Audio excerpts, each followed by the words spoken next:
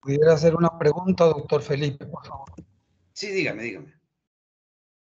¿Cómo haría yo para que no me funciona el chat para enviar mensajes? No sé qué me está pasando aquí. Le doy aquí a los tres puntitos y me aparece el chat, ¿verdad? Le doy al chat, pero no me escribe. No sé qué pasa. Es en el globito. Es en el globito. No en Sí, los tres porque puntos. dice, hay una partecita que dice chat directamente. Ahí le Como, puse y me aparece, como- escribe un mensaje, muy bien, y me aparece mi teclado, pero escribo y no aparece nada escrito. Por ejemplo, ahorita escribo hola. Poner el sí, cursor. puede ser. Poner el cursor donde pone escribe un mensaje nuevo. Don Manuel. Escribí un mensaje nuevo, pero le doy y no me aparece el cursor allí. No me aparece allí. Le doy y no quiere venirse para acá. No sé qué pasa. Lo mejor es instalar la aplicación. Yo los invito a que instalen la aplicación. Es mucho más práctico tener porque al entrar, digamos, directamente a la aplicación ya a lo mejor hay algún bloqueo, no sé realmente de por qué estará sucediendo ese fallo, digamos, porque en general, pues sí, a la mayoría le está funcionando el chat. No hemos tenido esa Y es dificultad, que quizás. el primer día yo no tuve problemas con el chat, pero no sé por qué. Está raro. Bueno, yo creo que ya vamos a ir empezando. Entonces, bueno, sin más, son las 6:06. Habíamos dicho que a las 6:05 dábamos inicio con la compañera, con la invitada que tenemos el día de hoy, pues para nuestra presentación que lleva por título Hermenéutica e Imaginarios Sociales desde la perspectiva de Manuel Antonio Baeza. Y nuestra invitada es una pues, destacada integrante de la Red Iberoamericana de Investigación en Imaginarios y Representaciones, la doctora Andrea Marina Datri, doctora en Ciencias Sociales por la Universidad Nacional de Río Cuarto, en Argentina, con su tesis titulada La derrota del Atuel, Imaginarios Sociales en el conflicto por el agua en La Pampa, Argentina, donde se imbrican la perspectiva fenomenológica y hermenéutica de imaginarios sociales con la de la ecología política. Es licenciada y periodista, licenciada en comunicación social y diplomada en gestión de las instituciones educativas con mención en ciencias sociales. Pues ella está también en el grupo del curso, ¿no? Está en el grupo del curso. Solamente reiterar brevemente que en esta sesión tenemos una ronda de preguntas al final con los estudiantes que toman este curso de la Facultad de Sociología. Un saludo para ellos. Y posteriormente, pues tendremos también un espacio para preguntas, las que alcancemos a mano alzada, y las que no alcancemos, pues las podemos hacer y transmitir a través del chat de en la última parte, cuando ya venga la ronda de preguntas, puede ser a través de este chat, levantando la mano y si alcanzamos a otorgar la palabra, o también a través del grupo de WhatsApp, donde estamos la mayoría, y ya hemos visto que pues, la profesora Paula Vera y Pablo Cuartas han hecho ahí una retroalimentación con nosotros, pues un poco con una semanita de plazo, un poquito más, qué sé yo, pero estamos recibiendo sus aportes, ¿no? Invitarlos también a que mientras dura la sesión, pues nos acompañen con las cámaras para que Andrea vaya viendo, pues cuando quiera ver al público y ver a quiénes son los compañeros y compañeras. También los micrófonos, pues pedirles que los mantengan cerrados mientras dura la presentación. Y una vez que termine la presentación, pues le damos unas rondas de preguntas a los estudiantes y abrimos el micrófono allí para ellos y pues para los que alcancemos, y si no, pues mantenemos el contacto por el chat. Así que sin más, muchas gracias, profesora Andrea. Bienvenida a la cuarta sesión del curso de Investigación Sensible. Así que pues adelante. Bueno, buenas tardes para todos, para todas. ¿Cómo están? Muchas gracias, Felipe, por la presentación. ¿Se me escucha bien, verdad? Sí, bueno. Sí, se escucha bien, sí. Escuchaba una musiquita por ahí. Bueno, vamos a empezar. Vamos a empezar la clase. Bueno, esta cuarta clase del seminario basada en este libro tan hermoso, Investigación Sensible. Yo ahora les voy a contar cómo la organicé, quizás de manera un poco apresurada. La verdad que Felipe, cuando me hizo la invitación para presentar este capítulo, enseguida dije que sí, y después dije dónde me metí, porque la hermenéutica es un tema complejo, y cuanto uno más lee, más puertas se van abriendo. Pero bueno, vamos a hacer el intento, y esto no deja de ser un ejercicio pedagógico, así que les voy a ir contando cómo hice la presentación. Cómo armé, digamos, esta clase en base a este capítulo de Manuel Antonio Baeza Rodríguez, en este libro Investigación Sensible, que bueno, ya todos han visto y conocen, que lo presentamos en septiembre del año pasado en Bogotá. Bueno, yo te compartí, Felipe, una presentación. Si querés, ya la vamos viendo. Y mientras Felipe va compartiendo una presentación que armé como para que sea una ayuda a memoria, pero también quizás para ustedes, y después dejárselas. Bueno, también armé un texto, escribí un texto que lo puedo compartir después por el grupo, porque dada la complejidad que trae este tema, en el cual vamos a hablar de hermenéutica, vamos a hablar de imaginarios, pero también vamos a hablar un poco de fenomenología. Bueno, como señaló recién Felipe en la presentación... Perdona, Andrea, ¿ya la ven? ¿Ya la están viendo? Yo la estoy viendo. Sí. ¿Sí? Ah, listo. Sí, está bien.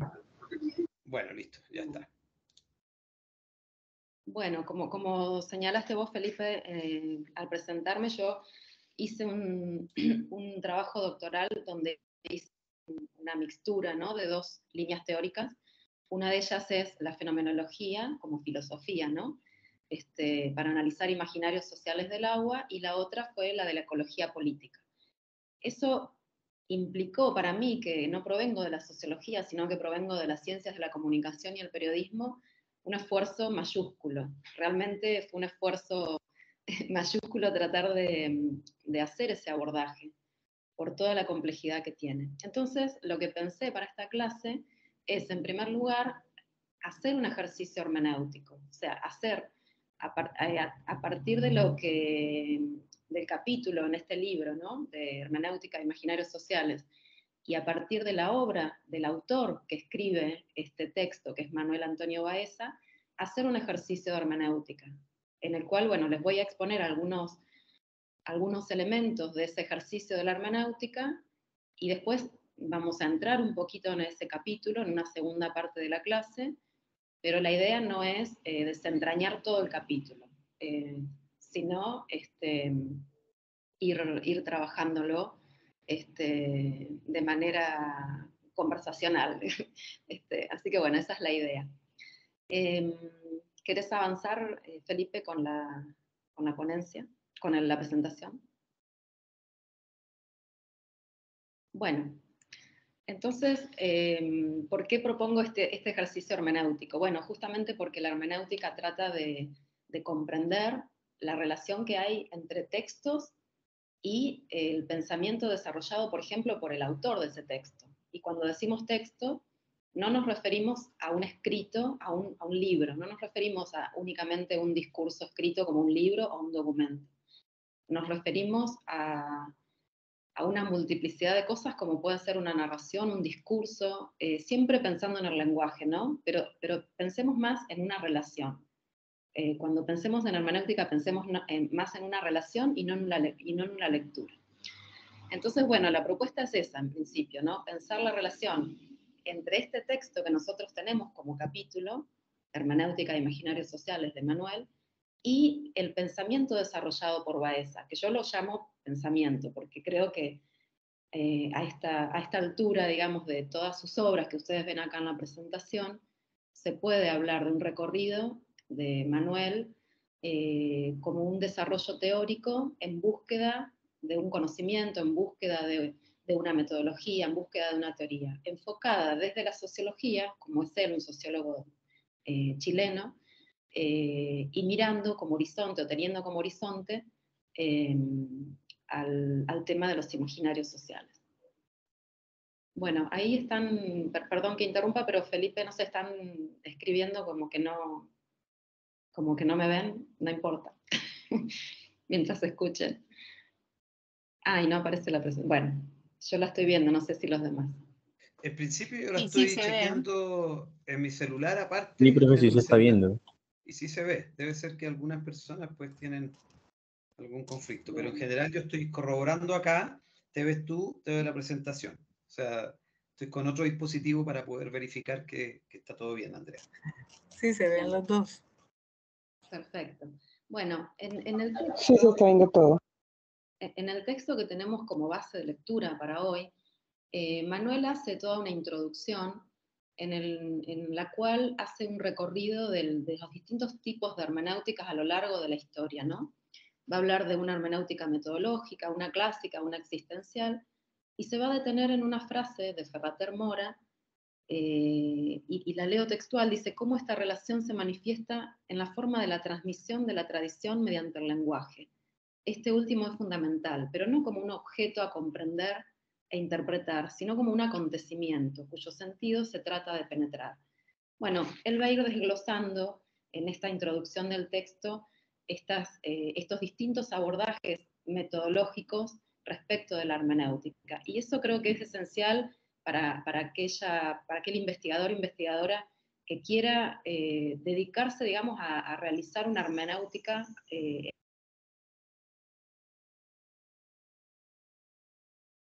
Manuel lo hizo en su obra. Ahora vamos a hacer un repaso, ¿no?, de estas obras cuando les proponga mirar un poco la experiencia de vida y la biografía de Manuel, y por qué para mí tiene sentido observarla. Si querés avanzar, Felipe, por favor.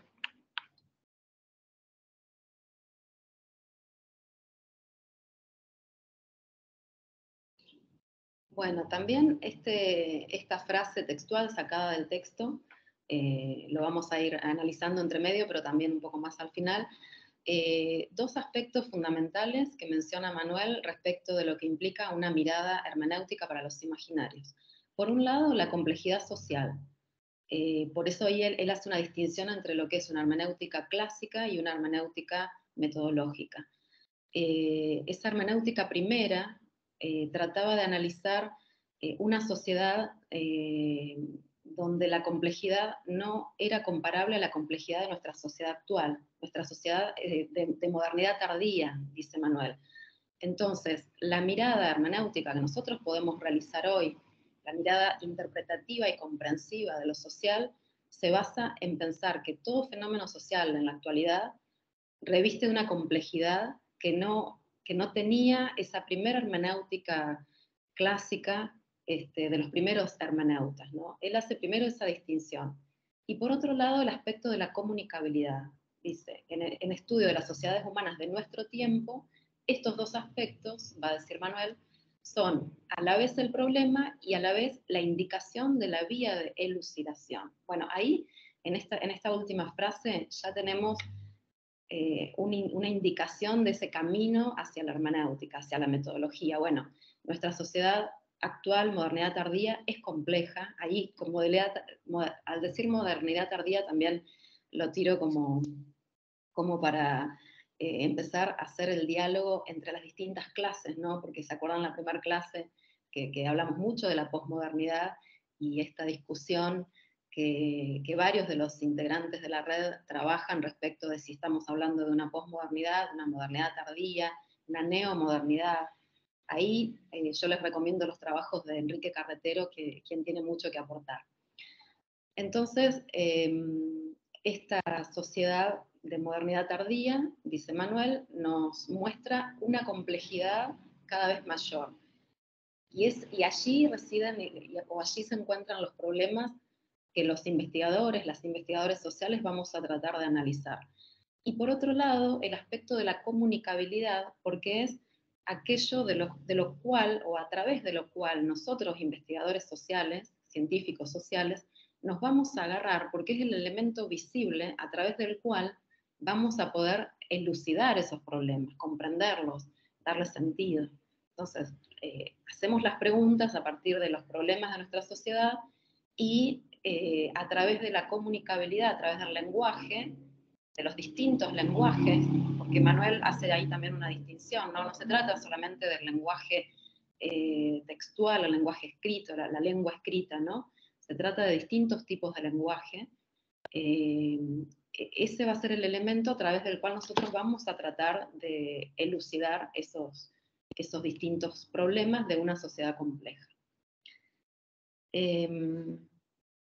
Entonces, bueno, ahí vuelvo a esta cuestión de que comprender el texto no se trata entonces de una comprensión de un elemento que contenga un lenguaje narrado únicamente, sino de un discurso. Y como discurso podemos interpretar numerosas cosas, ¿no? Por ejemplo, él menciona los acontecimientos, los autores, los discursos, las narrativas. Y yo ahí, si querés vamos avanzando hacia la próxima diapositiva, Felipe. Yo ahí creo importante entonces, para hacer este ejercicio hermenéutico, conocer a nuestro autor, conocer, bueno, quién es Manuel Antonio Baeza, ¿no? Porque bueno, yo lo he leído, he trabajado con Manuel, pero eso no quiere decir, primero no quiere decir que conozca toda su obra. Yo hoy les mostré los numerosos libros que tiene, y además tiene artículos. Hay 3 libros que no están, 3 o 4 libros que no están digitalizados, que bueno, sería súper interesante que lo podamos hacer. Ahí es un guiñe para el coordinador de la RIF. Entonces, bueno, creo importante aproximarnos a la un análisis hermenéutico desde una filosofía fenomenológica. Lo que intenta elucidar, lo que intenta conocer es la experiencia del mundo social. Bueno, en este caso, si yo quiero conocer un texto, si yo quiero conocer la relación desde una hermenéutica de ese texto en su contexto, y ahí ya introducimos la cuestión de la bicontextualidad, tengo que conocer al autor, tengo que conocer al productor de ese discurso, tengo que conocer a quien desarrolla esa experiencia de vida, ¿no? Bueno, acá yo anoté 4 elementos que los puedo ir comentando. Voy a tratar de ser lo más sintética posible, pero es para darle también a ustedes pistas acerca de cómo abordar, por ejemplo, si yo quiero trabajar el documento o la obra de un autor, si estoy trabajando, por ejemplo, en estudios literarios, si quiero trabajar específicamente con el discurso de, no sé, incluso de un medio de comunicación, por supuesto, tengo que conocer ese trayecto, no solamente histórico, digamos, recorrido, ¿no? Desde un inicio hasta su presente, sino que tengo que conocer distintas dimensiones de esa literatura que yo elijo. Bueno, yo acá le puse literatura baesiana porque, bueno, para darle una denominación. Entonces, por un lado, la experiencia de vida de mi autor. Yo ahí en el libro, perdón que sea así tan autorreferencial, pero bueno, lo pongo porque en el libro hago al final de todo, hago una especie de señalamiento, un índice de la obra publicada. Ahí ya me voy a los escritos, ¿no? Pero también cuento su lugar de nacimiento en Santiago, su lugar de infancia y primera juventud en Valparaíso, su participación política fundamental, ¿no? De la sociología, que los lleva a tener que exiliarse de Chile y pasar o atravesar, mejor dicho, toda su formación sociológica en Francia. Y fíjense la fecha, ¿no? En la cual él se hace y se convierte en sociólogo, Francia en 1970, o sea, estamos hablando de unos 6 años después del mayo del 68, no es casual. no es casual después su lectura sobre Castoriadis, el filósofo y psicoanalista, sobre bueno, que quienes estudiamos imaginarios sociales lo tenemos como referente. Después, por supuesto, el regreso a Chile y el desarrollo de sus investigaciones enfocados puntualmente en imaginarios sociales. Entonces, bueno, la experiencia de vida es, en el caso de nuestro autor, fundamental para entender el porqué de la elección de un cierto tipo de abordaje filosófico y sociológico. Porque yo, bueno, a Manuel le decía, si no fuera por el aporte de la filosofía, la sociología que él realiza creo que no sería posible. Y después, bueno, por ejemplo, las obras, ¿no? La lectura sobre las obras también es fundamental. Yo ahí marqué algunas, pero en el libro al final están todas, todos sus aportes, todos sus trabajos de investigación, que son muchos, con mucho trabajo de campo. La tesis, su tesis es fundamental porque le marca el camino hacia los imaginarios sociales desde los imaginarios sociales de la religión. Realiza su trabajo de campo en Valparaíso, en distintos cerros, haciendo entrevistas en profundidad. No es casual que él hoy en día siga defendiendo esa herramienta metodológica, ¿no? Los caminos invisibles de la realidad social es un libro base porque ahí va a desarrollar esta manera de mirar imaginarios sociales dominantes e imaginarios sociales dominados o emergentes, posibles instituyentes, a partir de toda su lectura de Castoriadis. Y también va a sentar las bases de otros elementos, como por ejemplo lo que lo tiene actualmente, digamos, en su ocupación, que es pensar la estructura simbólica de ajuste, un concepto clave en la obra de Manuel. Bueno, después libros de metodología y mundo real, mundo imaginario social, bueno, todos esos libros son parte de su trayectoria. Después me detengo en lo que son las intertextualidades. Ahí vuelvo a la cuestión filosófica. La lectura, en ocasión de terminar este libro, ¿no? En el año 2020, plena pandemia, le propuse a Manuel hacer un reportaje vía mail. Bueno, él aceptó, un reportaje larguísimo que tardó también mucho tiempo en responder, pero que realmente para mí fue fundamental, porque yo ahí le pregunté sobre las lecturas básicas que a él lo formaron, tanto desde el punto de vista sociológico como desde el punto de vista específico de los imaginarios sociales.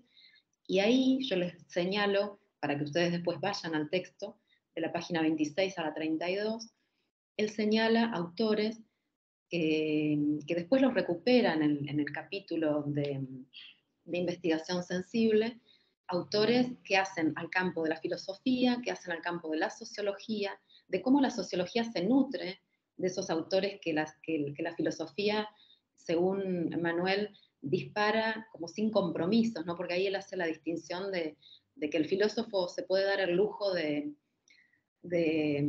no quiero decir desvariar, sino de imaginar y de fantasear con respecto a la sociedad de una manera que el sociólogo después tiene que aclimatar. Esa es una palabra clave que está en toda la obra de Manuel. Él habla de qué manera podemos aclimatar las teorías a la metodología. ¿Por qué? Porque necesitamos investigar y necesitamos comprender esa complejidad. Entonces, bueno, la intertextualidad, es decir, las lecturas de la persona que yo leo, de los discursos que yo quiero analizar de manera hermenéutica, son fundamentales, porque me van a orientar a mí en el camino que hizo ese autor, pero también en el camino de mi interpretación. Después vamos a detenernos un poquito más en eso. Y por último, el aporte específico que hace la obra de este autor en la teoría de imaginarios sociales. Y ahí yo recupero y les recomiendo la lectura de esos 8 argumentos que él desarrolla para una teoría de imaginarios sociales y por qué va a derivar en uno de esos argumentos muy particularmente en el abordaje fenomenológico. Y yo ahí Permítanme, si querés avanzar, Felipe, con la siguiente placa. Yo ahí me voy a detener, ahora ustedes lo van a ver, en el argumento número 6. No sé si se lee bien, pero se lo voy a leer. Dice, los imaginarios sociales, en tanto que gramáticas surgidas de una significancia práctica, socialmente compartida, en tanto que esquemas instituyentes en distintos ámbitos, en situación de dominantes o de dominados, no escapan a los diferentes condicionamientos espaciotemporales y también de contingencia en donde surgen. Dotados de historicidad, al igual que toda obra humana, los imaginarios sociales no pueden sino reconocer, en definitiva, sus propios contextos de elaboración y de los cuales son parcial o totalmente tributarios.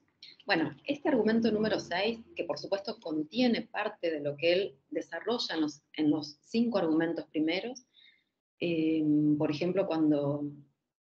Bueno, igualmente yo esto después, Felipe, lo podemos compartir, ¿no? Porque acá dicen que no se lee bien. Le tendría que haber puesto Sí, claro, letra claro, grande. claro. Fíjense que él ahí ya está hablando, ¿no? Está dando una definición de qué son los imaginarios como gramática, ¿no? Una gramática es algo que nosotros debemos poder de alguna manera leer, de alguna manera comprender. Gramáticas surgidas de la significación práctica, ¿no? Y socialmente compartida.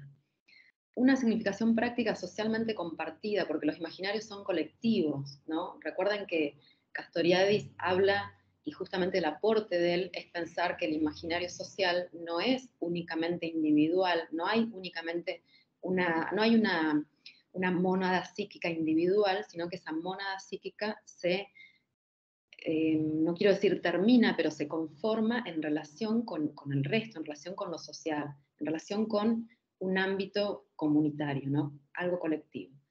Entonces, una significancia práctica socialmente compartida. Son esquemas instituyentes en distintos ámbitos. Instituyentes porque tienen la capacidad de instituir, pero a la vez de modificar esas instituciones. Bueno, ahí está la cuestión esta de la tensión entre lo dominado y lo dominante y lo dominado. Y por otro lado, un tema que él desarrolla en el capítulo también, que son los condicionamientos espaciotemporales. Él va a decir, Manuel va a decir, y bueno, y por supuesto lo toma de otros autores, no somos de alguna manera esclavos de nuestro tiempo, respondemos al aire de nuestro tiempo. Yo ahí puse de fondo el Guernica de Picasso, bueno, homenajeándolo porque este año se cumplen 50 años, y hay numerosos homenajes por Picasso, porque él en el texto lo pone como ejemplo a Picasso, a Dalí, en qué momento surgen, por ejemplo, ciertos movimientos culturales, ciertos movimientos pictóricos, por qué ciertos autores escriben después de la guerra, de la Primera Guerra, y no podían haber escrito si no hubiera estado esa guerra. Bueno, el acondicionamiento espacio-temporal es un aspecto fundamental para la comprensión de los imaginarios. Y él también habla de la contingencia, porque la contingencia es aquello que puede suceder sin que esté previsto, ¿no? Él va a decir, también Manuel va a decir, es aquello que se le criticó a Weber, ¿no? Como cuando él teoriza sobre qué es la dominación, se le critica a Weber no haber tenido en cuenta la contingencia. Bueno, y por otro lado habla de la historicidad porque ustedes saben, los imaginarios sociales no pueden sino reconocerse en su propio contexto, y son tributarios a ese contexto. Bueno, seguimos avanzando entonces. Bueno, yo hablé de estas dimensiones, ¿no? Hablé de estas dimensiones para pensar en un autor. Hice, digamos, esta referencia a Manuel como autor y como en qué momento él escribe y por qué escribe, y bueno, conocer a la persona para conocer por qué de sus intereses, cuál es su recorrido. Y no son las únicas dimensiones posibles, quiero agregar, porque como dice Castoriadis, lo social no está determinado de ningún modo, es decir, lo histórico, digamos, nos condiciona, pero no son las únicas dimensiones posibles. Y esa historicidad tampoco es lineal. ¿Qué quiero decir con esto? Que un abordaje hermenéutico sobre una obra, sobre un discurso, sobre cierta gramática, se puede hacer desde distintos lugares. Por supuesto, lo podemos hacer de manera lineal, pero también lo podemos hacer de otras maneras. Entonces, bueno, vamos ahora, por fuera de este meta-análisis, ¿no? Escribí yo acá, vamos a la hermenéutica, o mejor dicho, a las hermenéuticas, ¿no? Yo trabajé para esta clase también con un texto que escribió Manuel para una clase, quizás vos lo tuviste de profesor en esta clase, Felipe. Se llama Hermenéutica y Ciencias Sociales, un diálogo inacabado. Y bueno, es parte de las clases que Manuel me pasó cuando estuve en Concepción con él. Me pasó toda una carpeta con clases que él venía dando desde hace muchos años, y entre ellas al grupo que habían formado con vos, Felipe, para el grupo Concepción de Estudios en Imaginarias, el G6. Andrea, así, efectivamente, hace yo diría que 20 años más o menos, Baeza trabajaba ese texto. O sea, yo creo que hace 20 años, por lo bajo, o sea, estamos hablando del año 2001. Empieza Baeza con la discusión sobre el tema de la hermenéutica, Concepción. Exacto, sí. De hecho, los dos textos de metodología, que también los tengo acá, son del 2002 y del 2003. Hay uno que está digitalizado, después también lo podemos compartir, y hay otro que no. Ahí él también ya habla de hermenéutica y habla del análisis de la malla temática y del análisis temático de las entrevistas. Bueno, este texto se llama Hermenéutica y Ciencias Sociales, un diálogo inacabado. Esta es una fotocopia de una clase de Manuel. Me basé sobre este texto porque él ahí incorpora esto que yo que está compartiendo acá Felipe, ¿no? Acerca de que un método hermenéutico requiere rebatir ciertas ideas. Y en primer lugar, la idea de objetividad. En segundo lugar, la idea de explicación. Y en tercer lugar, la idea de verdad. Bueno, que es, a ver, es un diálogo permanente, digamos, si estudiamos desde la epistemología la historia de las ciencias.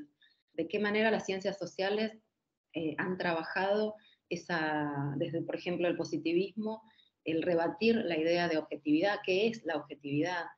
¿Qué es explicar? Acá, bueno, la introducción de la contrastación, mejor dicho, de pensar una explicación o de pensar una comprensión, que son todos diálogos no del presente, o sea, ya Weber lo trabajaba, ¿no? La diferencia entre explicación y comprensión. Y la idea de verdad, dice Manuel, es esa idea, y pensar en esa idea es la que nos aproxima a la fenomenología. Yo acá les quiero leer textual, porque bueno, hay cosas que me parece que es mejor leerlas. En principio, para pensar la idea de verdad, para rebatir la idea de qué es la verdad, porque bueno, ¿cuál es el contexto de todo esto? Y no lo señalé antes. Nosotros, investigadores, investigadoras del ámbito de la sociedad, de lo social, trabajamos con nuestro objeto de análisis es la realidad, y la realidad entre comillas, ¿no? ¿Y qué es la realidad? ¿Y cómo le podemos dar digamos, un marco de verdad a la realidad que tratamos de comprender? Bueno, lo que va a hacer Manuel en esa aproximación desde la fenomenología es, en primer lugar, va a mencionar a Husserl, por supuesto el padre de la fenomenología, quien desde el punto de vista del conocimiento tiene el tema de la verdad como meta suprema. Estamos siempre más cerca de una verdad posible, por lo que logramos ya comprender, que de una verdad absoluta. Es decir, la frase es más larga, yo les voy a compartir este texto después, ya está presente en esta idea de Husserl de que lo que nosotros podemos hacer es una aproximación a una verdad. Nunca vamos a llegar a una verdad absoluta. Y en realidad tampoco, o sea, rebatiendo al positivismo, tampoco los investigadores de las ciencias naturales llegan a verdades absolutas, sino que esas verdades con el acontecer del tiempo pueden ir modificándose. De hecho, ahí Manuel, no me acuerdo cuál texto, por todo lo que leí, va a poner como ejemplo en la física, desde el momento en que se Einstein escribe la teoría de la relatividad, como las teorías anteriores quedan rebatidas, pero esa tampoco es una verdad absoluta. Entonces, bueno, después Manuel cita a Gadamer en este texto sobre las clases, ¿no?, que hacía mención, y dice: el texto de la historia no está nunca concluido por completo, ni está nunca fijado definitivamente por escrito. Hablar de escrito definitivo suena a protesta impotente del espíritu lingüístico contra el flujo siempre cambiante del narrar. Y por último va a mencionar a Bachelard, para quien el espíritu científico se caracterizará más por la idea de un error que se corrige casi permanentemente que por aquella de una afirmación definitiva. Esta idea que Manuel trae, y no es casual que la traiga, va a atravesar todos sus escritos, todos sus estudios sobre imaginarios. ¿Por qué? Porque él, si ustedes se fijan en todos los textos, generalmente los termina, incluso este texto que tenemos para la lectura del día, los termina diciendo que lo que él hizo no es más que un trabajo de intención, de aproximación a una comprensión de esa realidad social, y que no es una verdad definitiva. O sea, nuestro conocimiento de las ciencias sociales no pueden nunca, o cometeríamos un error muy grande de pensar que nuestro conocimiento sobre un tema es definitivo, es cerrado, se termina o tiene un final a través de nuestro aporte de estudio, ¿no? Esto me parece que es esencial. Y finalmente, dice, la pregunta se sitúa en los hechos, dice, ya no en la presencia o no de una interpretación, volviendo a la hermenéutica, sino en la presencia de un sujeto interpretante. Esto para volver a esta cuestión de que nuestro objeto de análisis es la realidad social, y la realidad social es cambiante, es dinámica, es maleable, es como son los imaginarios sociales. Entonces, nosotros, investigadores e investigadoras, estamos en la presencia de un sujeto interpretante. Estaba mirando las preguntas. Bueno. Sí, Andrea, que les digo a los participantes que es mejor que al final redacten, o las pueden ir anotando y las peguen al final por si no alcanzamos a dar la palabra, y así yo después las extraigo, ¿no? Bien. Bueno, ¿querés avanzar, Felipe, por favor?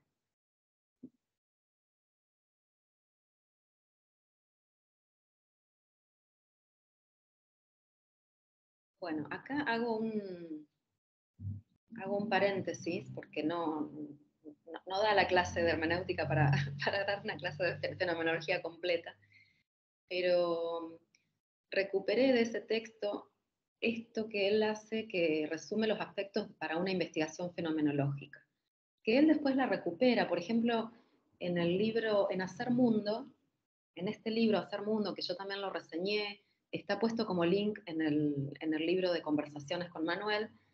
En este libro, Manuel le dedica aproximadamente 50 páginas a pensar la fenomenología, es decir, que si les interesa profundizar en este tema pueden ir a ese texto, que seguramente va a dar muchas más pistas. Pero bueno, no quería dejar de mencionarlo por lo que dije anteriormente acerca de rebatir la idea de verdad y pensar que eso ya es una entrada a una investigación fenomenológica, o por lo menos a un abordaje fenomenológico. Fíjense los aspectos que él menciona, que Manuel menciona, para una investigación fenomenológica. Empieza con la experiencia cotidiana de la vida. Recuerdo que la última frase que leí mencionaba, esperen que la perdí, la presencia de un sujeto interpretante, ¿no? Y él habla acá de la experiencia cotidiana de la vida, es decir, que ahí ya tenemos un sujeto interpretante y una experiencia cotidiana de la vida que puede ser mi objeto de análisis, un fenómeno social, por ejemplo. En segundo lugar, estudio de fenómenos aparecidos a nivel consciente. Ahí Manuel también hace toda una discusión con el psicoanálisis. Él lo menciona en el texto, siempre así como, él dice, no es el lugar ese texto, ¿no? del texto de hermenéutica, en investigación sensible, no es el lugar para ponerse a discutir con el psicoanálisis, pero Manuel discute mucho con el psicoanálisis la definición de lo que es el inconsciente. Incluso en un momento él dice, Freud nos abrió la puerta del psicoanálisis y nos la cerró de inmediato con la noción de la libido.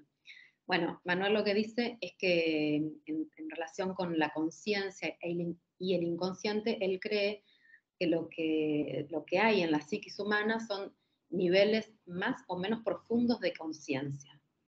Y nosotros, como científicos sociales, lo que tratamos de hacer al estudiar los imaginarios sociales, y por eso él elige esta perspectiva hermenéutica que nos permite ir hacia una profundidad, es tratar de llegar lo más posible a esos distintos niveles de conciencia. Y reitero, no desde el punto de vista individual, no desde el punto de vista individual. Después el estudio, en tercer lugar, estudio de fenómenos en el plano de las esencias, para lo cual se requiere trabajar en profundidad. Bueno, un poco reitera el primer plano, no me voy a detener en eso, pero quizás lo podamos asociar a esta cuestión de que Manuel en su texto, y lo menciona también en el escrito de la clase, él habla de cuatro planos de análisis para los imaginarios sociales: el plano aparente, el plano subyacente, el plano ideado y el plano arquetípico. Después me voy a detener un poquito más en eso también. Entonces creo que el plano de las esencias y el trabajo en profundidad se refiere a eso. Bueno, el cuarto punto, estudio fundamentalmente cualitativo sobre el sentido subjetivo de la acción social. Tiene directa relación este aspecto con los estudios de imaginarios sociales, conocer y tratar de comprender la intersubjetividad en el marco de la acción social o de la práctica social. El estudio de la existencia humana y social basado en el criterio intersubjetivo, están vinculados también. Bueno, un estudio que privilegia el trabajo reflexivo. Bueno, si pensamos que Manuel lo escribió hace más de 2 décadas, yo creo que hoy día se podría resumir a menos puntos. Y por último, el estudio que se inscribe claramente en una perspectiva humanística con centralidad en el sujeto de carne y hueso. Esto también Manuel lo vuelve a mencionar una y otra vez. Él acá, por ejemplo, en esta cuestión de este trabajo que has escrito vos, Felipe, con Enrique Carretero, cuando tratan de teorizar sobre los estudios de imaginarios sociales y hablan de las 2 escuelas, ¿no? de las 2 escuelas que prevalecen en los estudios de Iberoamérica, y hablan de estas...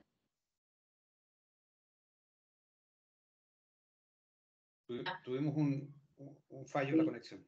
Ya se repuso. Se había cortado. Sí, pero fue un segundo cuando dijiste lo de las 2 escuelas. Uh-huh. Claro, refería al texto que vos escribiste con Enrique, creo, si no mal recuerdo, en el cual, sí. En el cual hablas, bueno, eso después lo podés contar vos, pero en el cual hablas de estas 2 líneas teóricas para el estudio de imaginarios, una más constructivista y otra más fenomenológica, y por supuesto, bueno, Manuel, que adhiere a esta última, porque además él es como fiel representante de esta escuela, y esto se vincula con esta mirada. Manuel se define en el libro, en Conversaciones, se define como un científico con una mirada humanística permanente. Bueno, no me acuerdo cómo es la frase textual, pero él siempre hace foco en esto, ¿no? En mirar al sujeto de carne y hueso, porque en algunos apartados, no del libro, sino de otros textos y en algunas charlas, él hacía esta crítica de, por ejemplo, lo que es la investigación sistémica.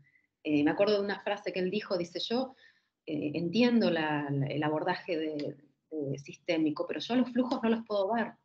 No los puedo ver, no en el sentido de no los puedo ver con los sentidos, sino de que no tiene cómo abordarlo.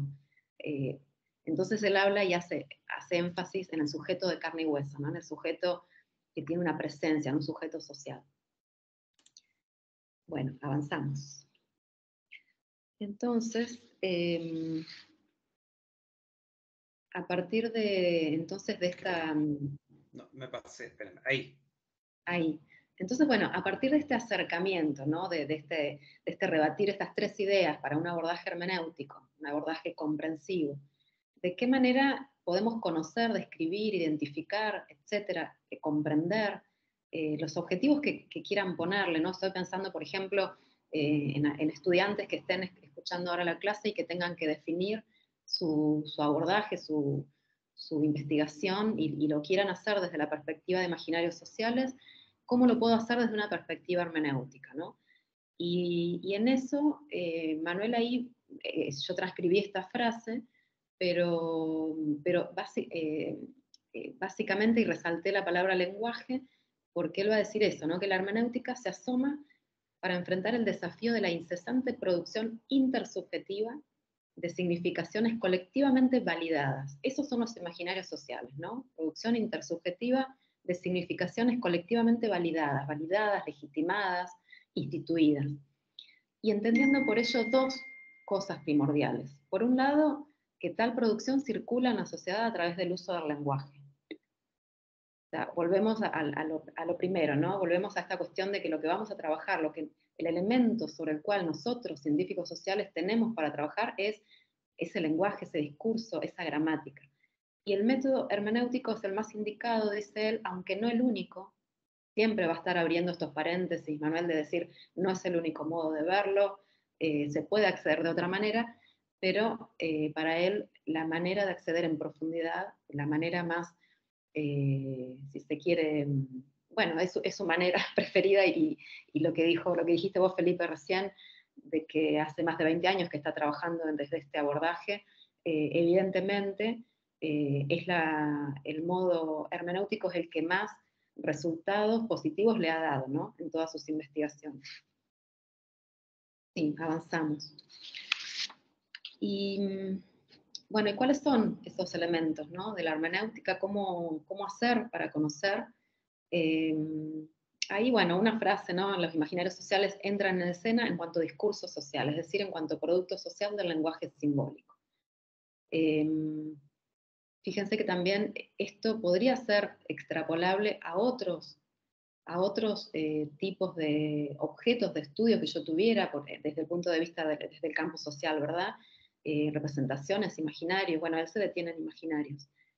¿Y cuál va a ser entonces la metodología que él va a proponer para esta hermenéutica? ¿Cuáles van a ser esos pasos que voy a tener que poner, a ser operativos para desde una teoría fenomenológica poder abordar mi objeto de análisis? Bueno, ahí avanzamos, Felipe, por favor. Y yo lo que hice ahí es enumerar, a ver si no me equivoco con la presentación porque no la tengo a mano. Sí, fíjense, no voy a leer todo esto textual, pero lo quise dejar acá plasmado en la placa porque en el gráfico que muestra la imagen es el gráfico que corresponde a lo que ustedes tienen en el libro.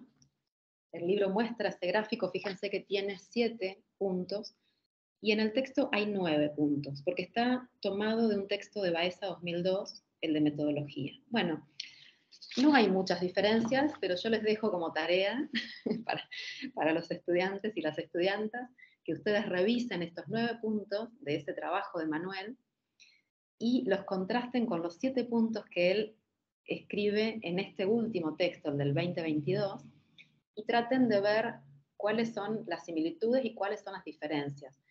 O si lo que hizo fue unir algunos puntos, que puede ser. ¿Qué es lo que nos indica esta, como la denominó Manuel, esta praxis hermenéutica esquematizada, es decir, esta manera de llevar a cabo un estudio hermenéutico? ¿Cuál es el elemento fundamental? La bicontextualidad. La bicontextualidad, es decir, pensar que hay un contexto de autor y un contexto de intérprete. Entonces, a partir de pensar que está esta doble dimensión, hay una serie de pasos a tener en cuenta. Yo no me voy a detener a enumerarlos, pero tomándome de ese texto que les digo, que lo que voy a hacer es escanearlo y te lo voy a pasar, Felipe, para que lo compartas, porque incorpora algunos elementos que no están en el libro. Él habla de 3 elementos en este texto, ¿no? Y entonces, para hablar de hermenéutica, dice lo siguiente, y acá discúlpenme, pero lo voy a leer. Dice, un método basado o inspirado en la hermenéutica puede ser visto, en primer lugar, como un diálogo entre un productor de discurso y un sujeto interpretante. Y en segundo lugar, como un diálogo que se desarrolla en una situación de empatía profunda. El elemento de la empatía está presente en cualquier estudio de tipo fenomenológico, en cualquier abordaje y en cualquier herramienta que yo vaya a utilizar desde una perspectiva fenomenológica de estudios en imaginarios sociales. La empatía es un elemento fundamental. Y voy a poner un ejemplo. Si yo voy a trabajar con entrevistas en profundidad, voy a dar el ejemplo que tengo más cercano, que es el de mi tesis. Le hice entrevistas a 29 campesinos y campesinas que viven en una zona desertificada de la provincia de La Pampa, en el centro de Argentina. ¿De qué manera yo me podía aproximar a la vivencia, a la experiencia de vida de esas personas, si no era a través de la empatía? Es decir, a través de un conocimiento profundo mediante el diálogo, en un cara a cara, en una entrevista que necesariamente tiene que ser en profundidad, y que no podía yo ni siquiera ir con un esquema de preguntas pautados, porque ni siquiera les podía anticipar que iba a ser la entrevista, porque no había manera de comunicarme con ellos hasta que no fuera llegando al lugar. Entonces, ese es un ejemplo. Otro ejemplo que me acuerdo que lo conversamos con Manuel, tiene que ver, por ejemplo, con el trabajo de un periodista, que también lo puedo contar porque lo viví. Yo ejercí el periodismo 25 años, hasta el 2020, el trabajo de empatía, cuando uno tiene que hacer un reportaje en profundidad, ya sea para narrar la historia de vida de una persona, por ejemplo, una biografía, o ya sea para contar un acontecimiento puntual, un acontecimiento único, tiene que haber un grado de empatía a través del cual yo me despojo de mi prejuicio, me despojo de mi juicio previo, me despojo de todo aquello, digamos, que me pueda llegar a mí a determinar en cuanto a las preguntas que voy a hacer o a orientar las respuestas que voy a recibir. Bueno, y entonces esto es otro de los elementos del método basado en la hermenéutica.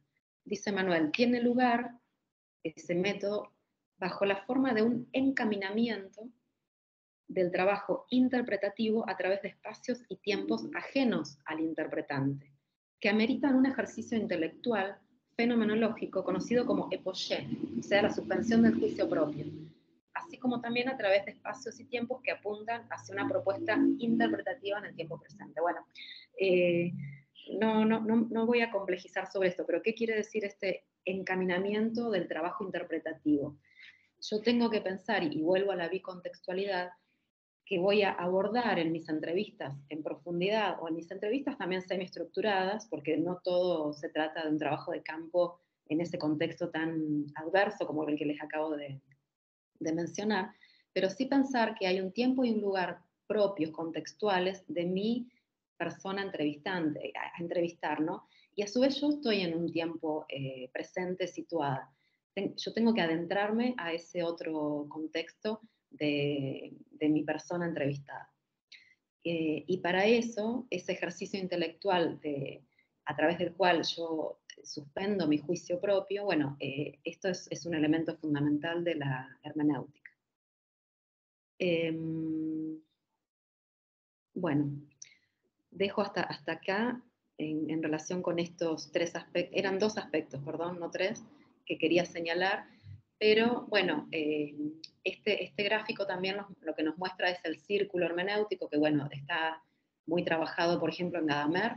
Gadamer desarrolla en su metodología hermenéutica lo que es el círculo hermenéutico, y es una idea, esta idea, bueno, Manuel la llama la espiral hermenéutica, esta idea de la circularidad y de una espiral que no termina su recorrido, tiene que ver con este ir y venir de mi contexto al contexto de mi contexto de autor al contexto de intérprete, al contexto de mi entrevistado. Bueno, es una propuesta, digamos, para la interpretación. Bueno, ¿querés avanzar, Felipe? Ya voy cerrando.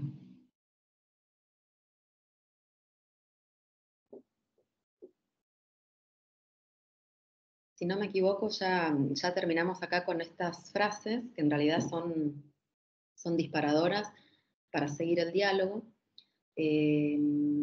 No sé si leerla. Bueno, acá está la cuestión de los 4 planos. Fíjense en esta frase que está tomada del texto que tenemos. Dice, como he afirmado antes, y se cita a Manuel en un texto que es el texto el del 2015, el mundo, Hacer Mundo, dice, toda realidad social u otra tiene 4 planos, aparente, subyacente, ideacional y arquetípico. Un buen trabajo interpretativo ha perforado con creces la superficie de un documento con todos sus indicios descriptivos, con toda su materialidad al alcance de nuestros sentidos, reforzando dichas descripciones con la recolección de múltiples informaciones adicionales. En su camino, él o la intérprete ha podido recomponer esos universos ideacionales que individuos y grupos general y conforme a los cuales pasan a la acción. Ahí me falta una palabra. Es en ese nivel, dice, aunque en términos relativos, en el que se revelan con mayor fuerza sendos imaginarios sociales, tanto en su dimensión heteronómica como en su potencial imaginativo y creador. Me faltó corregir esta placa, después la voy a corregir. Y la última frase, que son disparadoras del ejercicio que les voy a proponer como tarea a los estudiantes al final. Si querés avanzar, Felipe, creo que es la última, la que falta, si no me equivoco. Es el texto con el que Manuel cierra el artículo, esto que yo les decía, ¿no? de no clausurar, de no cerrar nunca. Él nunca va a usar, nunca van a leer en Manuel una palabra, conclusiones generales, nunca lo van a leer. Bueno, yo ya la aprendí muy bien, y a mis estudiantes siempre les digo que no pongan conclusiones, porque la conclusión cierra, y en realidad lo que uno hace es una reflexión final, una consideración final. Y Manuel acá entonces dice, la hermenéutica no es la única y exclusiva aproximación teórica y metodológica a la interpretación, aunque una demostración de apertura y de pluralismo como esta no impide destacar la potencia y la acuciosidad de un intento, que en el caso del estudio específico de imaginarios sociales permite ir en profundidad a lo que entendemos como realidad social. Esta cuestión de, bueno, nuestro objeto de análisis siempre es dinámico, la realidad social es dinámica, es cambiante, y para Manuel, como lo pone y como le dedica también unas cuantas páginas en este texto, la entrevista en profundidad como herramienta metodológica para la hermenéutica que él pretende, ha sido la que mejores y más resultados le ha dado. En cuanto a ver ejemplos de qué manera Manuel Baeza ha aplicado esta metodología, ¿no? y esta realización de entrevistas en profundidad, bueno, él tiene numerosos trabajos, los menciona incluso, los menciona en el texto, y yo creo que estaría bueno de repente abrir el diálogo a través de esos ejemplos. Pero bueno, él defiende esa metodología, y en estos textos que hice hoy alusión, los del 2002-2003, se detiene particularmente en escribir y describir de qué manera. Se nos cortó un segundo. Andrea, fue cuando quedaste con la pregunta. La pregunta fue un segundo. ¿De qué manera? Hasta ahí quedó.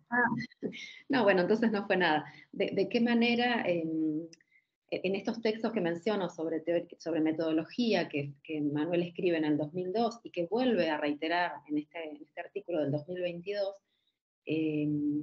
defiende, digamos, esta herramienta operativa como es la entrevista, como es esta entrevista semiestructurada en profundidad, y cómo hacer esa transcripción de entrevistas a través de lo que él llama una malla temática, ¿no? A través de la obtención de temas, de frases discursivas. Bueno, daría para otra clase, pero si no, también lo podemos abrir acá para el debate.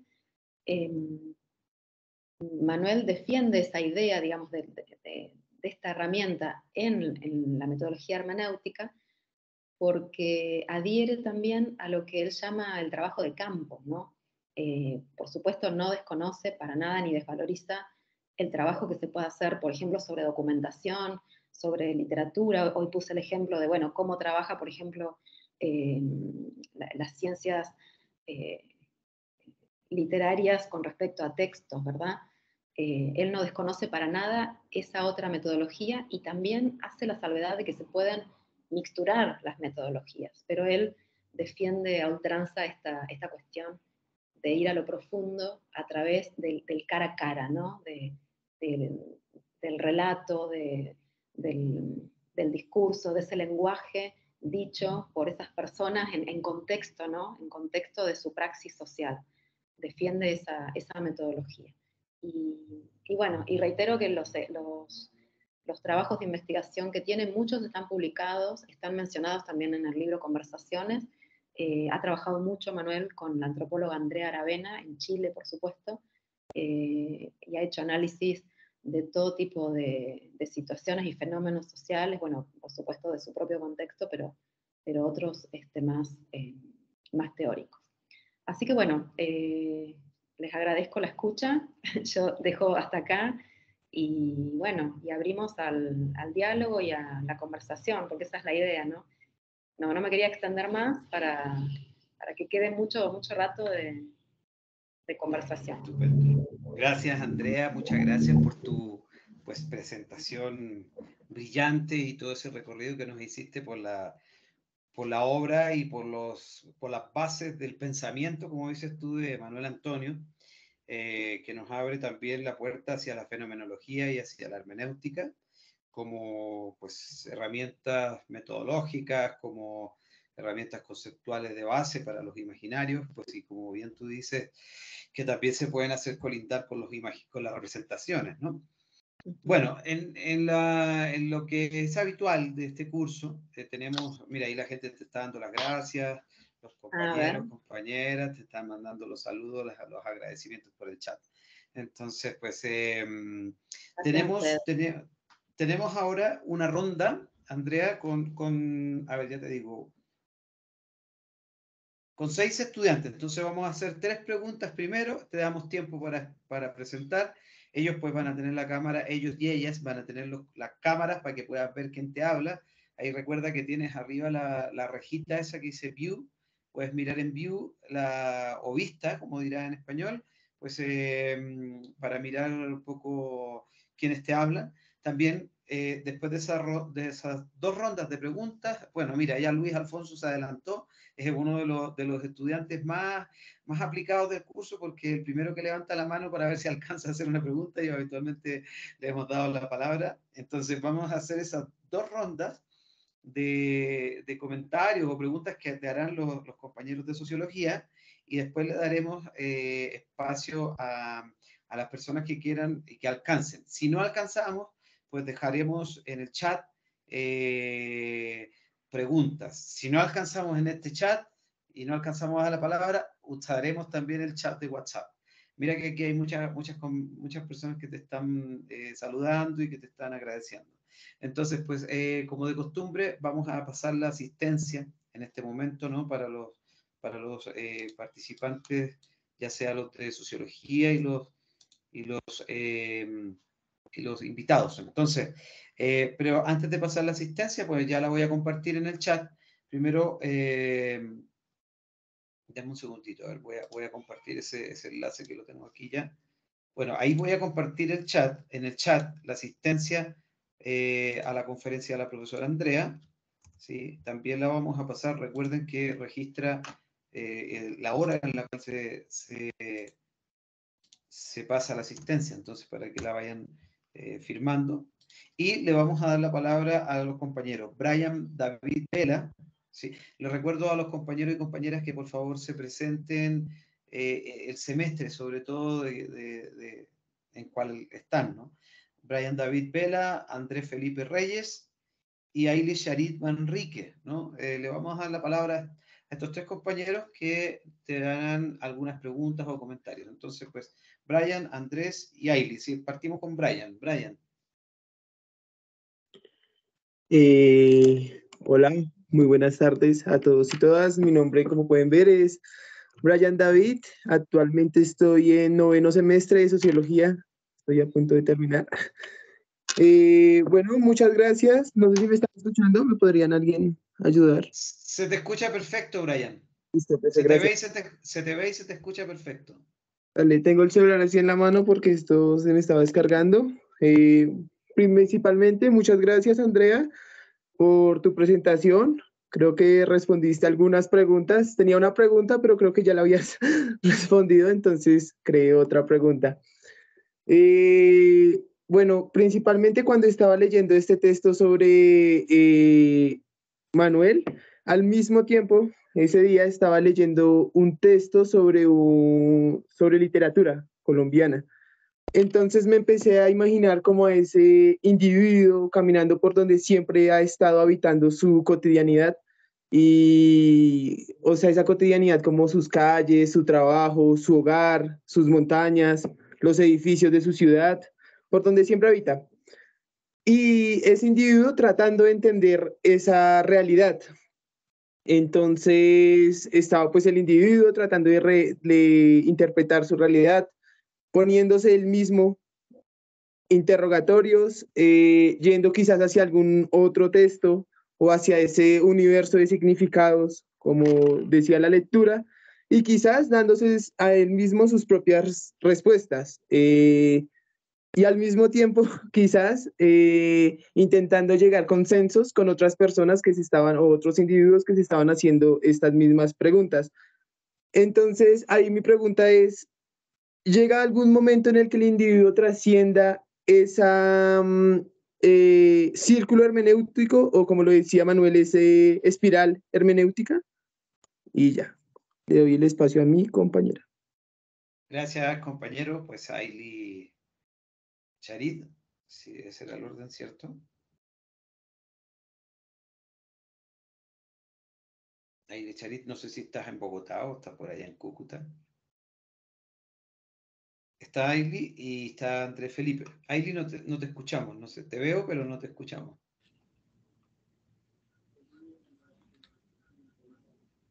Creo que está con algún problema de conexión. Hola, hola, hola Andrés Felipe. Pues si quieres, preséntate. ¿Sí puedo preguntar yo?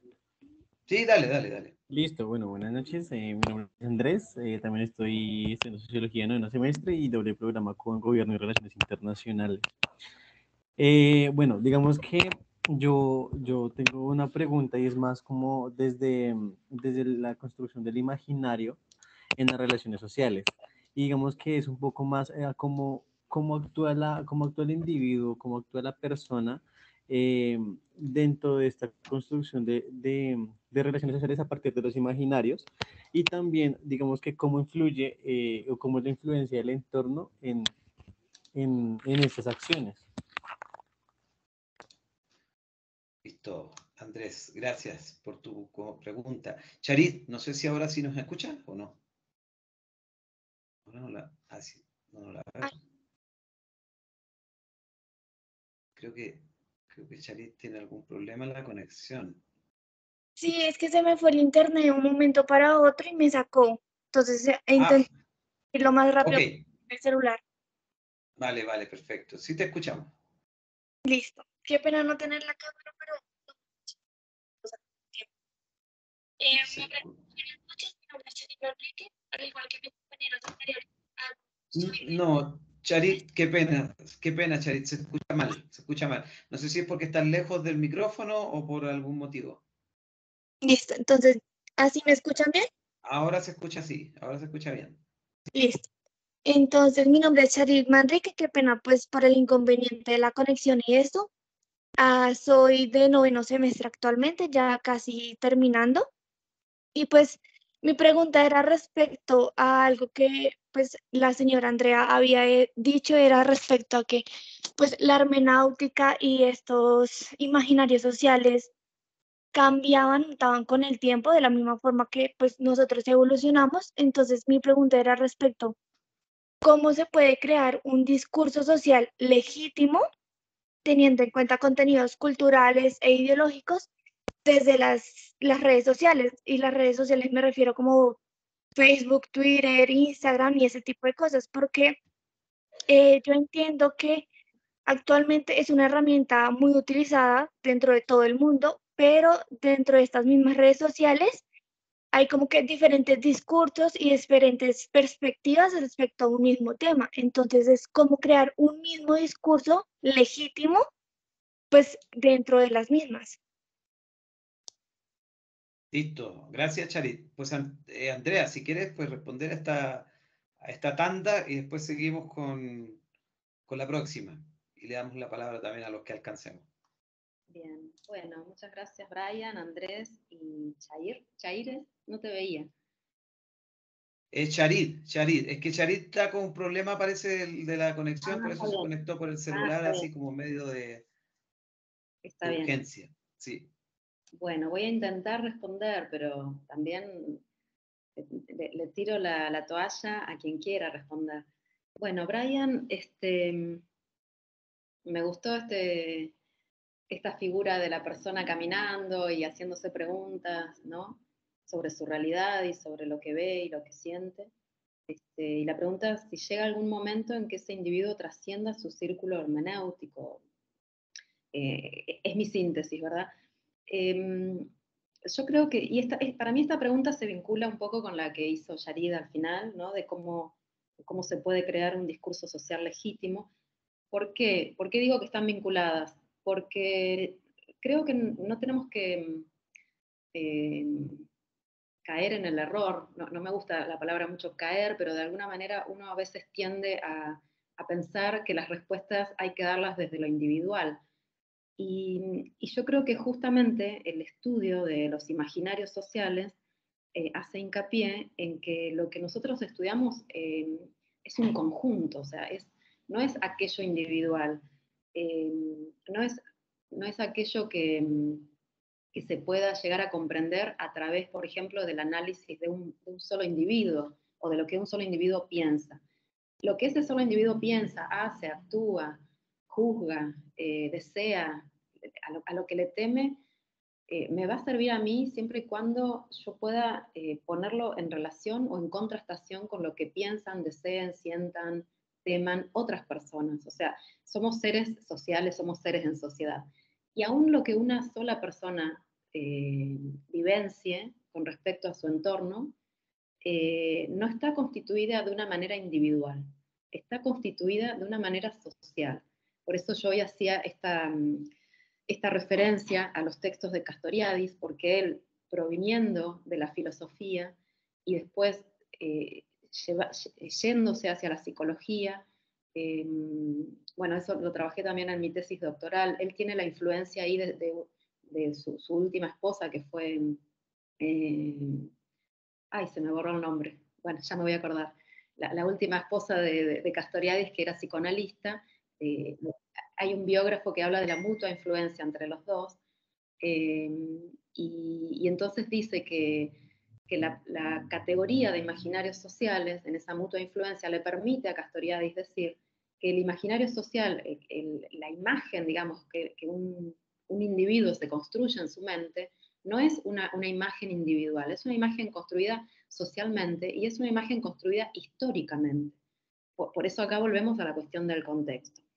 Entonces, esta pregunta, Brian, de si hay algún momento en el que el individuo trascienda su círculo hermenéutico o si cierra ese círculo, la respuesta es no. O sea, no puede cerrar el círculo hermenéutico. Por eso esta interpretación que yo voy a dar de cierta realidad social, que sí voy a dar una respuesta, bueno, de por qué suceden las cosas, por qué hay movimientos sociales, por qué hay una revolución, por qué se sucede un cambio, por qué las personas votan a X electores y no votan a otros, por qué las personas tienen X conducta, yo le puedo hacer una interpretación y va a ser siempre situada. Una interpretación va a ser siempre situada. Entonces la hermenéutica no es un círculo o una espiral, de acuerdo a qué autor tomemos, ¿no? Para el análisis de la hermenéutica, no me va a poder dar una respuesta definitiva, me va a poder dar una respuesta validada, porque ahí también hago la salvedad de que Manuel todo el tiempo insiste, y en realidad cualquier científico social, nosotros tenemos que insistir con la rigurosidad científica, en el sentido de que la respuesta que podamos dar, así sepamos que es una respuesta perenne, digamos, o sea, que una respuesta transitoria, perdón, esa respuesta tiene que ser reflexiva, tiene que ser validada a través de los elementos que a mí me dan, por ejemplo, ese trabajo de campo que yo hago. No sé, en el caso de las entrevistas, cuando logro la saturación a través de las entrevistas, eso me va a dar a mí la validación para que pueda hacer una afirmación. O para que pueda, por ejemplo, elaborar una tesis, ¿no? Tirar una hipótesis y elaborar una tesis. Entonces, ese individuo para mí no trasciende su círculo hermenéutico, sino que no es pensable desde el punto de vista de un individuo. No digo que nosotros individuos no nos podamos hacer preguntas, y de hecho nos las hacemos, ¿no? Pero incluso nuestras preguntas científicas son preguntas que están construidas socioimaginariamente, es decir, a partir de nuestro lugar, de nuestro entorno, de nuestro tiempo, de la complejidad que tengamos en ese momento. No es casual que Yarid me hagas esta pregunta acerca de las redes sociales. Hoy, cuando Manuel señalaba yo que Manuel hablaba de la sociedad compleja de hoy día, distinta de esa sociedad más tradicional, que miraba los problemas de otra manera, el desarrollo tecnológico que permite, por ejemplo, las redes sociales, complejiza nuestro entorno y genera y produce otros discursos sociales. Entonces tu pregunta es ¿cómo se puede crear un discurso social legítimo? Es una pregunta que yo encuentro que necesita ir también a la lectura de Castoriadis y a la lectura del texto de Manuel, el primer texto que yo les señalaba hoy, el de la construcción socioimaginaria, ¿no? De la realidad social. ¿Por qué? Porque el discurso social, por ejemplo, que nosotros podamos comprender y decir, bueno, acá hay un imaginario social legitimado como tal, esa legitimación se da socialmente, no se da y se instituye socialmente y en el tiempo. No se da porque yo individuo la pueda crear. Yo no puedo crear una legitimidad. Puedo en todo caso adherir a una tendencia que en el futuro puede llegar a estar legitimado. No sé si se entiende mi respuesta, pero bueno, ¿qué quiero decir con esto? Por un lado, voy a tratar de sintetizarlo así. Por un lado, corrernos del lugar de pensar que nuestro trabajo es individual. Ni nuestras investigaciones, ni nuestro objeto de análisis es un individuo, sino que es lo social. Nosotros como individuos, como seres, digamos, que queremos conocer y nos hacemos interrogaciones, también estamos en el marco de una sociedad. Nuestras preguntas también están atravesadas por imaginarios. Y en cuanto al aspecto de la creación, que ahí la pregunta es cómo se puede crear un discurso. Bueno,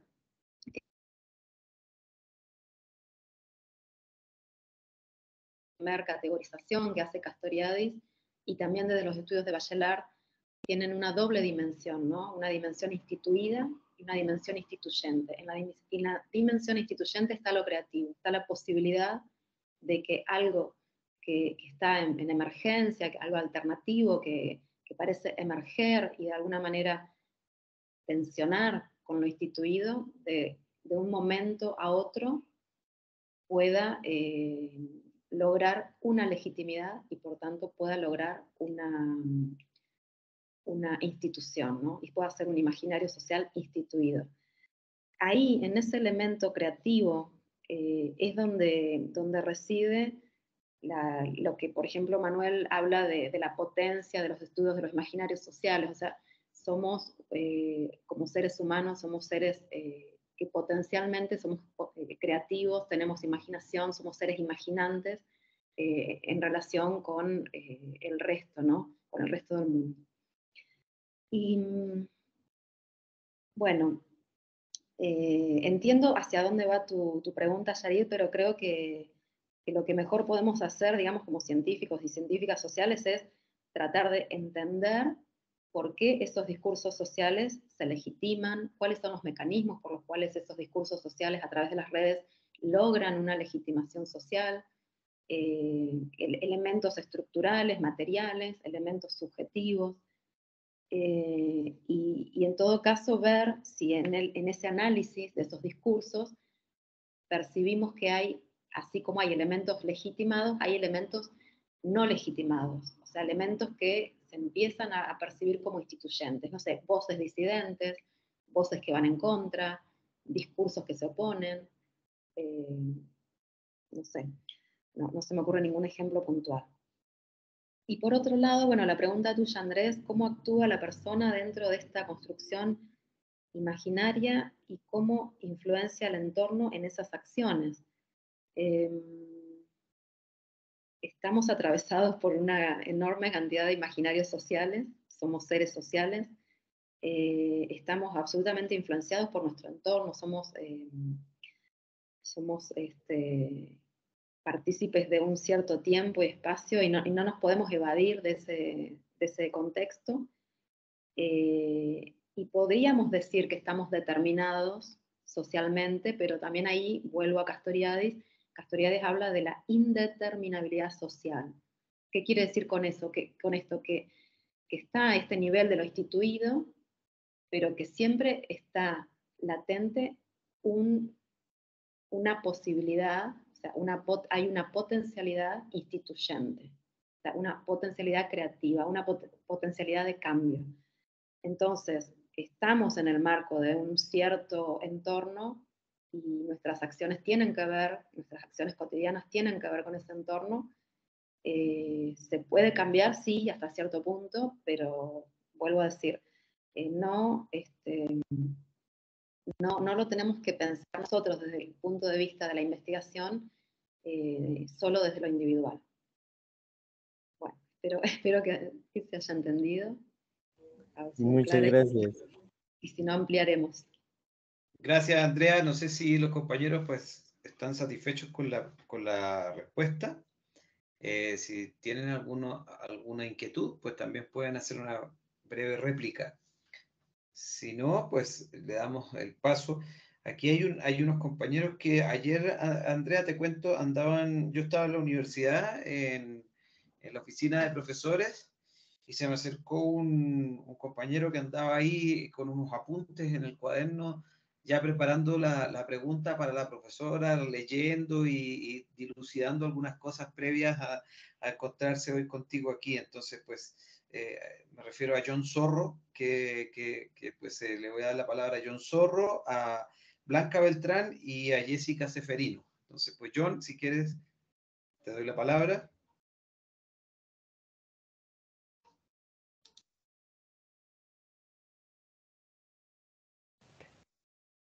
Buenas noches, ¿me escuchan ahí?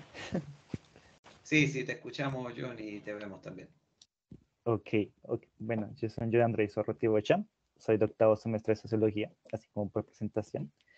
Y pues mi pregunta, pues ayer enfocada a lo que hablé con el profe Aliaga, era sobre qué se entiende qué se tiene por lenguaje simbólico, que era algo muy conectado sobre el texto, ¿sí? O sea, como que la hermenéutica va conectada al lenguaje simbólico como para ver esta realidad social. Entonces yo creo que esto es lo del lenguaje simbólico, no me consta. Ayer hablamos con el profe como que es un símbolo, que es un icono, y cómo se manifiesta eso en la realidad social a través de los imaginarios.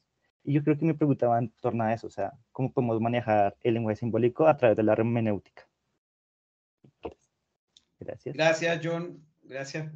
Creo que es la misma pregunta que me hizo ayer. Yo le dije, preguntémosle a la profe a ver qué opina. Bueno, Blanca Beltrán. ¿Me escuchan ahí? Se escucha más o menos. Espera, desconecto. Es que lo escucho bien desde el celular, entonces desconecté un parlante. Entonces déjame lo desconecto y... Ok, si quieres le damos la palabra mientras tanto a Jessica Ceferino. Mientras tanto arregla el sistema. Ahí te veo, Jessica. Sí. Hola, ¿me escuchan bien? Sí, se te escucha perfecto y se te ve también. Bueno, Andrea, inicialmente, pues muchísimas gracias por la exposición de los textos de Manuel. Mi nombre, como ya le di, profe, soy Jessica Ceferino, también estoy en noveno semestre. Y yo quisiera, bueno, mencionar un poco a lo que se refiere el autor, que es este lenguaje simbólico del que hablaba mi compañero, que él decía que se requiere de una figura y también de cierta profundidad, que es la que proporciona pues, la hermenéutica. Y también habla de desarrollar esta fuerte empatía que permita que el novelista pues, devele esos universos imaginarios de significación, que también fue un poco lo que tú mencionaste respecto a tus experiencias en la investigación. Mi pregunta es, ¿cómo uno, como analista, bueno, sí, como uno o una como analista bajo este método hermenéutico, podría dar cuenta de si ha desarrollado bien esa dicha empatía? O sea, para evaluar dichos universos imaginarios o dicho de otra manera, si cabe, es cómo yo podría identificar que mis presuposiciones han estado debidamente expuestas a ese autoanálisis del que habla el autor, para que así se me permita una mejor comprensión pues de lo que se está analizando. Y para terminar, y no extenderme más, es como decir que incluso en el desarrollo de la lectura uno también aplica en parte esa hermenéutica, esa interpretación, y me pasó que mientras leía y no entendía algunas palabras, las anotaba aparte, luego después de terminar el texto las anotaba, y al releer el texto me daba una manera, o interpretaba el texto de una manera incluso que me proporcionaba más herramientas para hacerla más, digamos, completa. Y eso fue muy chévere, entablar esa relación también mientras estaba haciendo el ejercicio. Y gracias. Gracias, Jessica. Ahora sí la compañera, ¿o no? ¿Te vemos bien tomando agüita? No sé si ya tienen mejor sonido. Sí, ¿me escuchan mejor? ¿Me escuchan bien? Sí, ahora te escuchamos, sí. Perfecto. Buenas tardes a todas y todos. Buenas noches ya. Mi nombre es Blanca Constanza y estoy en 9º semestre. Mi pregunta está enfocada hacia un tema en específico del que se menciona en la lectura, y pues la hago precisamente porque no me ha quedado muy claro de qué manera o en qué momento, por medio de la hermenéutica, pasa de ser subjetivo a objetivo el análisis de los discursos, en específico el de las memorias colectivas. Me quedó esta duda precisamente porque se habla pues que tenemos que tener cuidado en cuanto al análisis de este tipo de memorias colectivas, ya que uno recae como sociólogo en generar interpretaciones mecánicas de los acontecimientos, por lo que se está hablando de dos contextos, del pasado y pues del presente, que es en el que te están contando las cosas, que es como el ejercicio de dialogar en forma colectiva y pues recolectar estas memorias. Entonces, sí, ¿de qué manera la hermenéutica nos permite alejarnos de lo subjetivo e ir a lo objetivo, en específicamente estos discursos? Bueno, tremendas preguntas, Andrea. La verdad, las tres últimas, bueno, todas han estado muy buenas, pero estas tres son espeluznantes. Así que gracias, Blanca Constanza, por tu pregunta. Jessica y John, pues tienes el auditorio. Bueno, ¿me puedo ir? y volver otro día, lo redacto y respondo. No, los mandaste vos, Felipe, los mandaste vos. Esto Bueno, no estaba gracias. preparado, ¿eh? Esto no estaba preparado. No. Yo nomás que me lo pillé así por casualidad, pero no estaba preparado. Bueno, gracias John, Jessica y Blanca por las preguntas.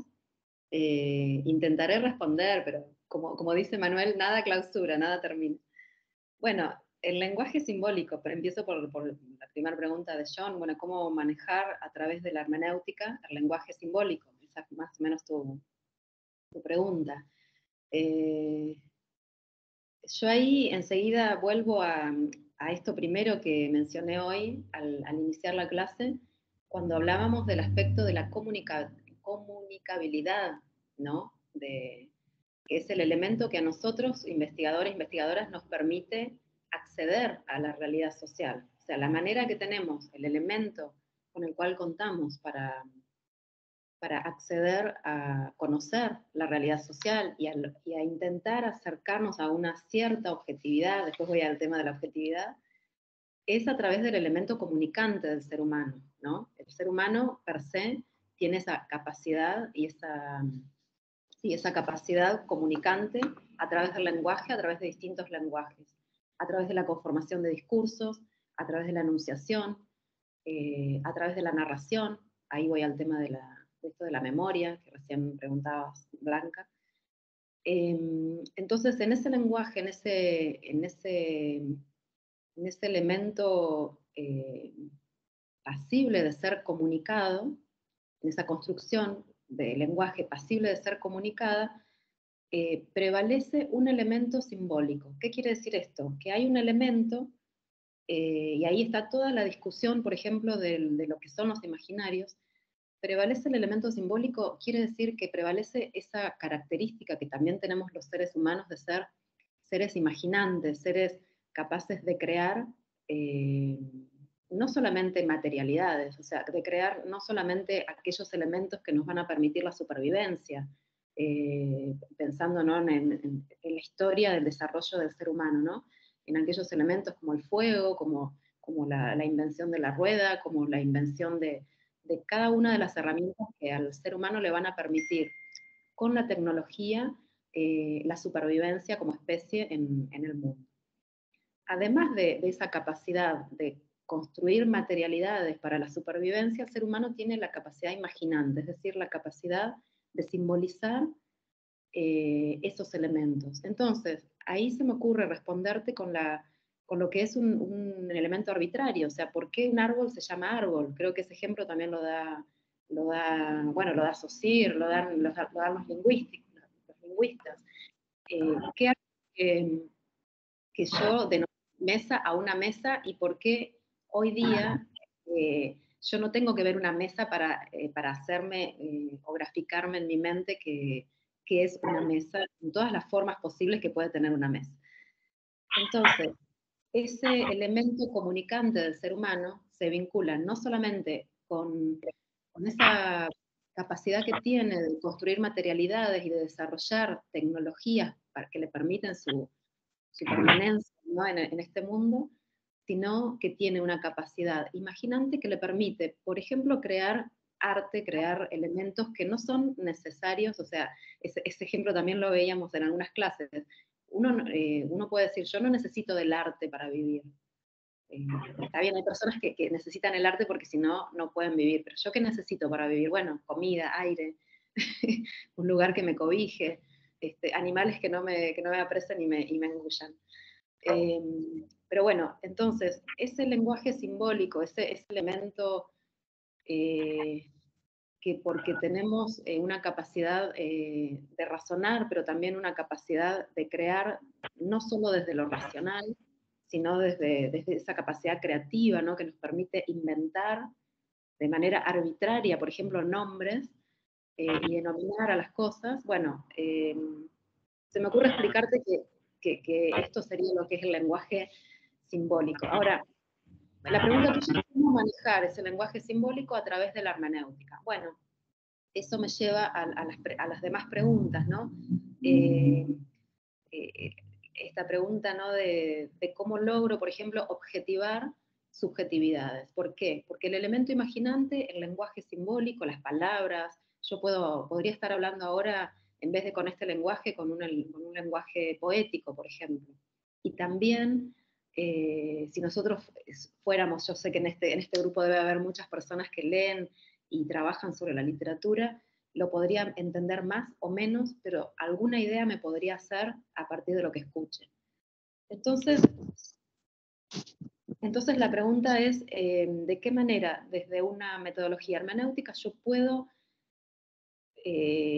dar cuenta y objetivar ese elemento simbólico, ese elemento de la subjetividad? Fíjense que es una palabra que no usé mucho yo en mi exposición, ¿no? Pero la subjetividad lo es todo. O sea, la subjetividad lo es todo en el trabajo hermenéutico. La empatía implica una interacción intersubjetiva. La empatía es poder ponerme en el lugar del otro, dejando de lado mi prejuicio. poder entender qué es lo que vos decís, dejando de lado todo tipo de consideración acerca de juicio de valor, por ejemplo. Y ahí vuelvo a la primera pregunta que me hacían hoy acerca del círculo. La hermenéutica es un círculo, no cierra, o sea, es una espiral y es un círculo, no cierra. Es un permanente ir y venir entre ese resumen que yo hago como primer elemento de mi primera interpretación del contexto, por ejemplo, del contexto de producción de ese discurso, a un segundo plano donde hablé con ese texto en el sentido de que lo puse en conversación, ya sea que conversé con personas, ya sea que trabajé sobre el texto escrito, ¿no? Y ahora voy a volver, estoy un poco enredada, pero quiero terminar la idea. Y a partir de mirar ese contexto, de ir al texto, yo vuelvo al contexto, vuelvo a poner en discusión una y otra vez el elemento que produzco como sujeto interpretante, de eso que estoy interpretando. Entonces, a ver, ¿cómo sigo con esto? Quiero seguir con un ejemplo. Cuando yo puse hoy el ejemplo de estas numerosas entrevistas realizadas a campesinos y campesinas, yo no fui ya con un tema, o sea, yo sabía cuál era mi contexto, mi marco referencial, mi contexto, desde la historia, desde la geografía, desde la geología, desde lo hidrológico, desde los estudios previos. Bueno, cuando construyo el estado de arte de mi investigación, yo voy elaborando un contexto. Ahora, también necesito conocer el contexto de esas personas a las cuales voy a entrevistar.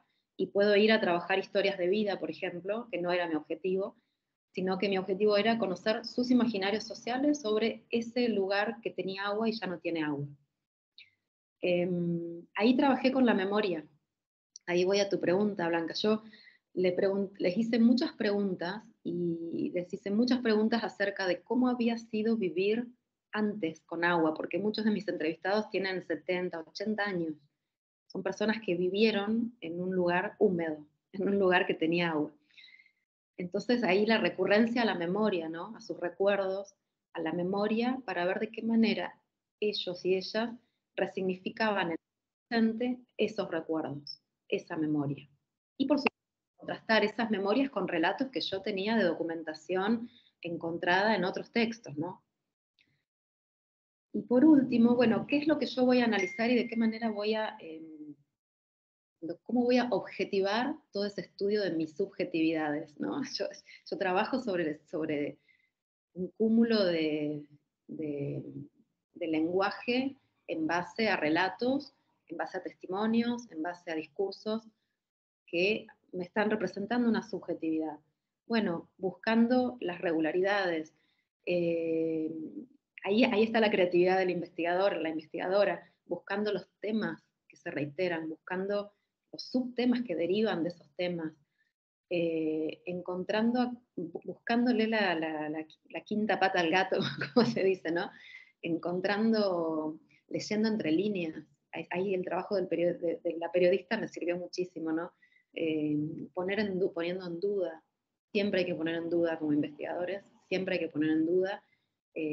Manuel incluso dice que muchas veces el entrevistado responde en base a lo que cree que es correcto responder. Sucede, por ejemplo, en los focus group. Puede pasar en los focus group, hay que estar muy atentos a que la persona que asume el liderazgo o que pareciera que tiene una voz de líder no arrastre a los demás en esas respuestas que da, o tratar de ver ahí si hay silencios, por qué ocurren esos silencios. Bueno, la adecuación de las respuestas a las preguntas en base a lo que el entrevistado piensa, que el entrevistador necesita escuchar, también es algo por lo cual tenemos que estar atentos. Entonces, bueno, ahí también entra en juego la empatía, que la empatía para mí tiene que ver con saber escuchar y con saber leer el contexto todo el tiempo de esa escucha y de esa persona que habla. Entonces, por ejemplo, yo ahí cómo trabajo. Bueno, como trabaja el antropólogo, con la libreta de campo anotando detalles, ¿no?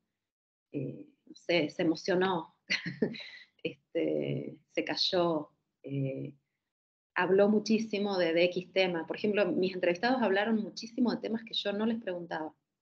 Después me di cuenta que había un imaginario sobre el campo que yo no lo tuve en cuenta y de hecho no lo trabajé y lo tengo ahí en las entrevistas como para futuros análisis, ¿no? Entonces, bueno, es un trabajo que va muy a la profundidad, o sea, en el sentido de que desafía, porque yo me juego en el sentido de que, sí, tengo 30 entrevistas, tengo 40 entrevistas, bueno, la saturación, hay metodólogos que dicen a partir de qué entrevistas se logra la saturación. Creo que Basilachis dice 20, 23 entrevistas, ahí logramos una saturación, pero a veces ocurre y a veces no, y a veces ocurre con menos entrevistados. Bueno, me fui por otros caminos metodológicos. No sé si respondí todas las preguntas, pero si no, abierta a repreguntas. Gracias, Andrea. Pues no sé si hay algún comentario, alguna réplica. Por lo último, me hacía entrar en sintonía con el tema del rapport, que es una metodología que usan sobre todo los etnógrafos, ¿no? Que pues se diferencia un poco la empatía, ¿no? Que es como una afinidad que se establece con el entrevistado, entre comillas, ¿no? O sea, más que, o sea, pues se mezcla, ¿no? Un poco. Pero sí, ese es un debate bien interesante de cómo acercarse, digamos, de manera respetuosa, ¿no? De manera respetuosa pues a las personas, ¿no? A los actores, a los agentes, llamémosle de una forma u otra. Bueno, tenemos a Luis Alfonso. Pregunta, ¿hay alguna persona que quiera preguntar? Voy a hacer si quieren levantar la mano, hacemos una ronda corta de 2 o 3 preguntas. ¿Hay alguien más que quiera preguntar? Porque vi que hay un par de preguntas en el chat. Si hay alguien que quiera pues aprovechar la oportunidad, le damos la palabra también. Si no, pues en el chat hay como 2 o 3 preguntas. Y pues ahí hay dos compañeros. Bueno, Luis Alfonso, vamos a dar la palabra a Luis Alfonso y al profesor Manuel, para que ambos pues te hagan las preguntas y ya después damos el espacio. Luis Alfonso. Buenas noches, doctor Felipe, saludos, fuerte abrazo igualmente para mi querida y apreciada Andrea, saludo acá desde Venezuela, un abrazo grandísimo.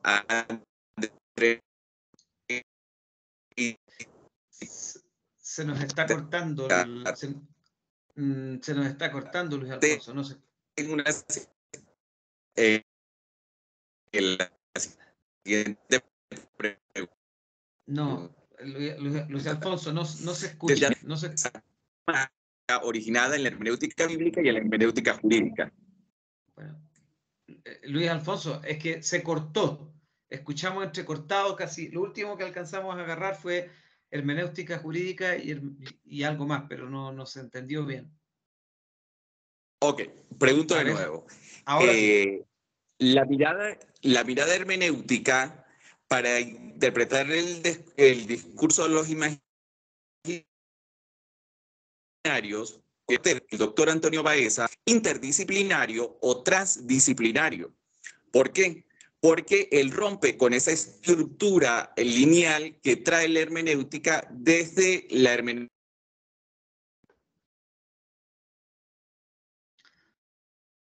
Nos perdimos de nuevo. Creo que la señal está jugando mal. Esta vez, Luis Alfonso, se nos fue.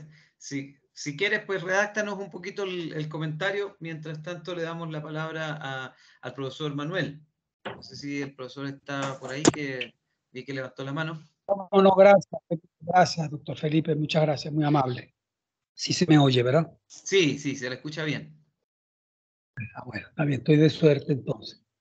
Sí. Quisiera saludar y felicitar de una manera muy afable a la doctora Andrea por su clarísima conferencia de esta noche. Igualmente saludar a todos los colegas de todas partes, desde aquí, desde Barinas, Venezuela, desde estos calurosos llanos de Barinas. Mi pregunta es la siguiente. Es una pregunta muy puntual.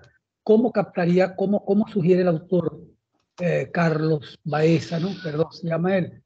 Ajá. Manuel Antonio. Manuel Antonio Baeza, perdón, sí, tocayo mío. Ajá. ¿Cómo sugiere captar los imaginarios a través del instrumento entrevista en profundidad, por ejemplo. Cómo captar los imaginarios en una entrevista en profundidad, ¿verdad?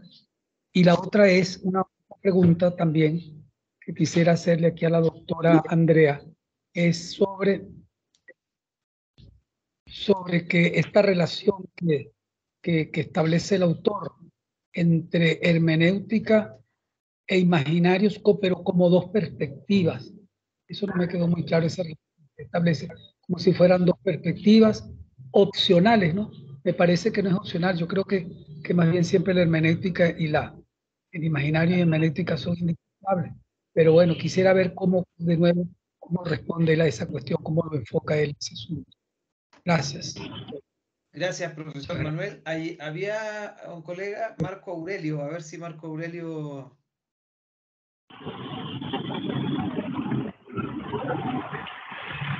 Creo que ya tengo audio, doctor. Sí. No, ya, Luis Alfonso. Veamos si el profesor Marco Aurelio, que le acabo de dar la palabra, pero... Profesor Felipe, yo lo que quiero es hacer un comentario breve sobre la novela de la memoria de Mamá Blanca, pero... creo que, profesor, estamos con... Porque... ¿Me escuchan? No, casi nada. Casi nada. Hay una interferencia muy fuerte que no permite entender. Entonces, no, pues no, qué pena, Marco, pero no se escucha. Le damos la palabra al profesor Luis Alfonso, entonces, y con eso, pues, cerramos. Perfecto. Ahora sí creo que tengo mejor audio. Se escucha bien, sí. Estimada Andrea, la pregunta es, de la mirada hermenéutica para interpretar el discurso de los imaginarios, ¿considera usted que el doctor Antonio Baeza es más interdisciplinario o se vuelca hacia la transdisciplinariedad? ¿Por qué? Porque cuando hablamos de la hermenéutica es el discurso mayormente con el documento, y acá se rompe con esa estructura lineal de la hermenéutica bíblica y la hermenéutica jurídica y se vuelca hacia la hermenéutica social, que es el gran aporte justamente que permite esta nueva mirada que plantea el doctor Baeza. Entonces, pues nos gustaría escuchar un poco sobre esa percepción. Listo, Andrea. Ya con esas par de preguntas, porque te voy a dejar otras, perdóname, Andrea, por el chat del grupo para que esas queden ahí pendientes, en deuda. Sí, estoy viendo la hora y ya estamos ahí. Bueno, sí. Entonces Manuel me pregunta cómo sugiere Baeza captar los imaginarios a través de la entrevista en profundidad y si hermenéutica e imaginarios son dos perspectivas, ¿verdad? Bueno, sobre la entrevista en profundidad, yo, como decía hoy, creo que Manuel Baeza la elige como herramienta metodológica o técnica, mejor dicho, que le ha dado mayores resultados en relación con los distintos temas que él ha trabajado y por cómo los ha trabajado.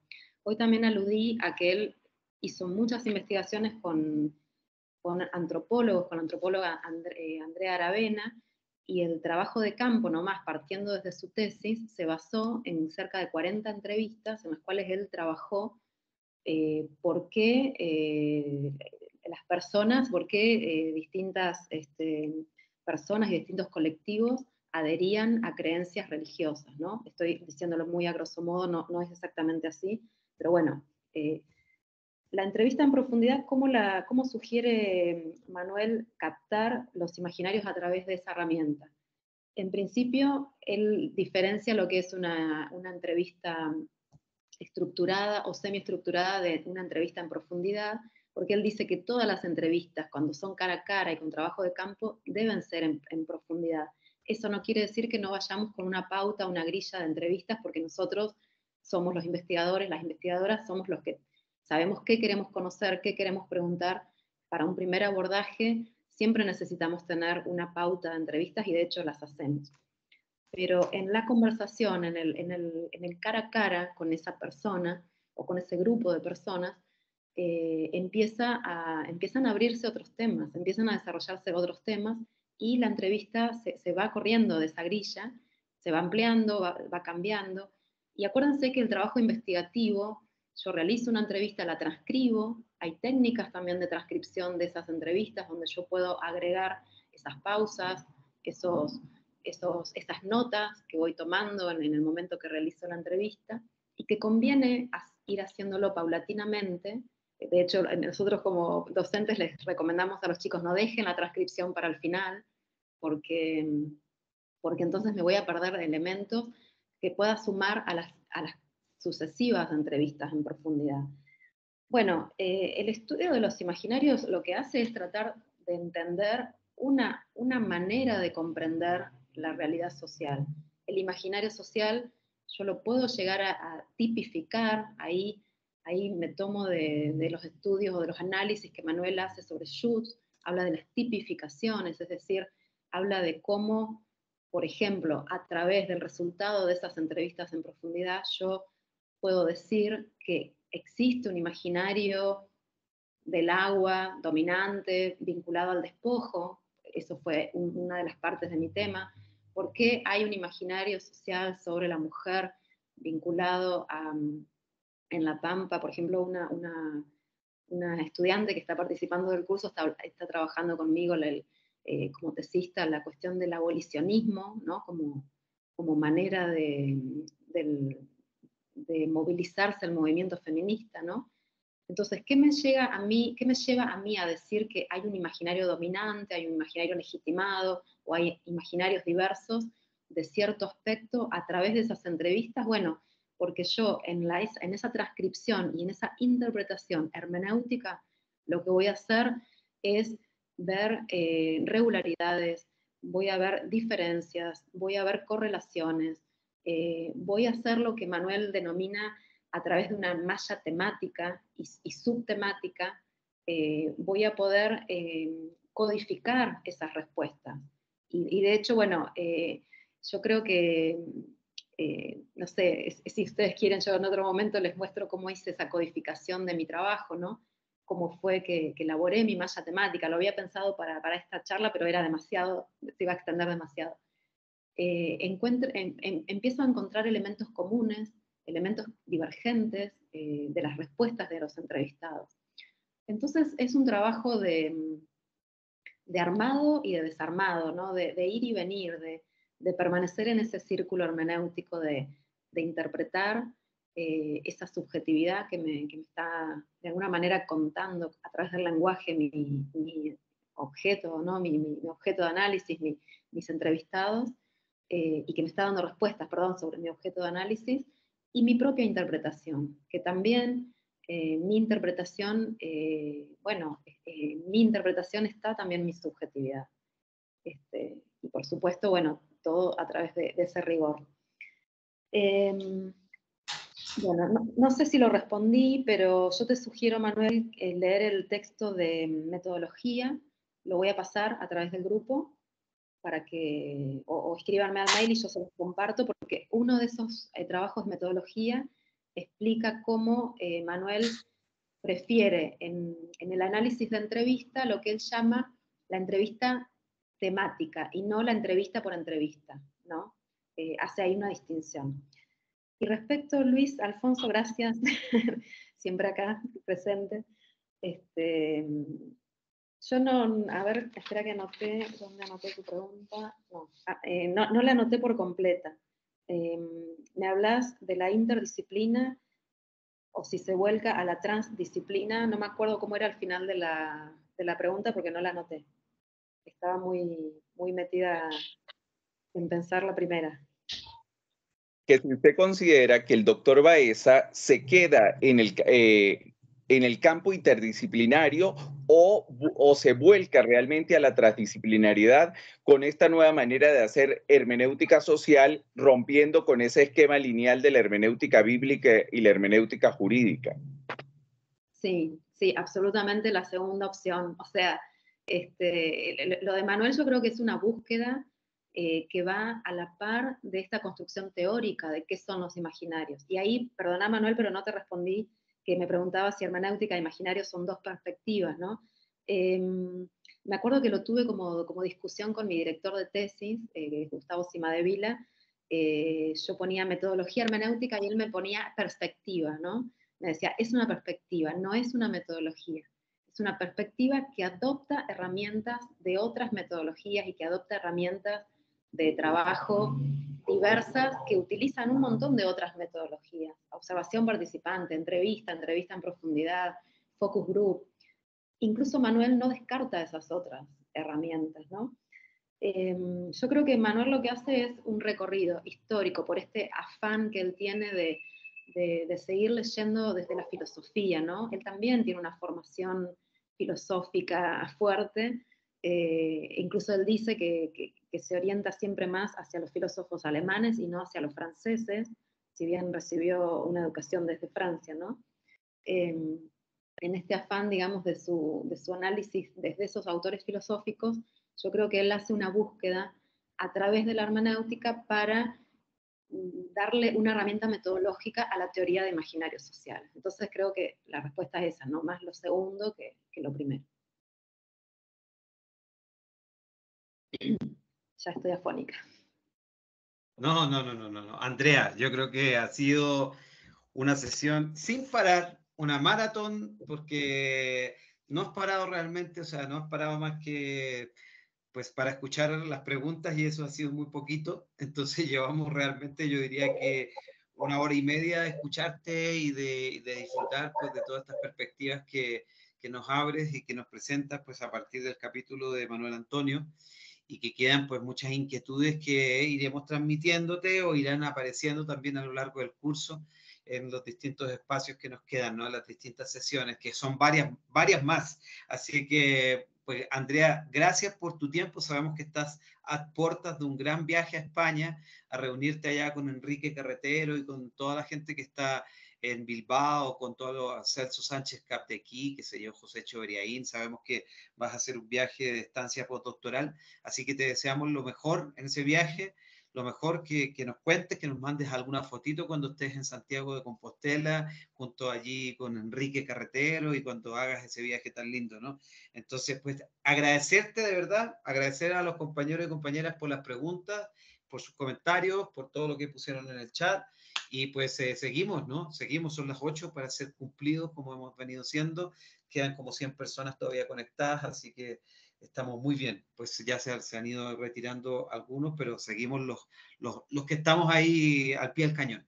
Así que gracias, Andrea. Muchas gracias por tu Felipe, apoyo. muchas gracias a todos y a todas por la escucha, por las preguntas. Yo como cierro sin cerrar, dejo abierta la puerta, como dice Manuel, para responder las preguntas del chat, para compartirles este escrito que hice en la presentación, para, bueno, si les sirve, si les es útil.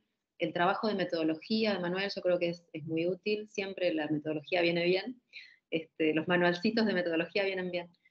Y bueno, muchas gracias Felipe por los buenos deseos y sí, seguro que les voy a mandar fotos, seguro. Bueno, un abrazo, feliz noche para todas y para todos. Nos vemos la próxima semana. Chao Jessica, chao pues Ángela, chao compañero Gabriel Adiós, Cancino, que ya lo gracias. veo. Chao, feliz noche. Buenas noches. Buenas noches. Venezuela, para Brasil, para México. Gracias por todo, Gracias. hermano. Gracias, André. Besitos. Un abrazo para todos. Xiomara, para la Cúcuta, para Santiago. Un abrazo, que estén muy bien. Feliz noche. Igual, chao.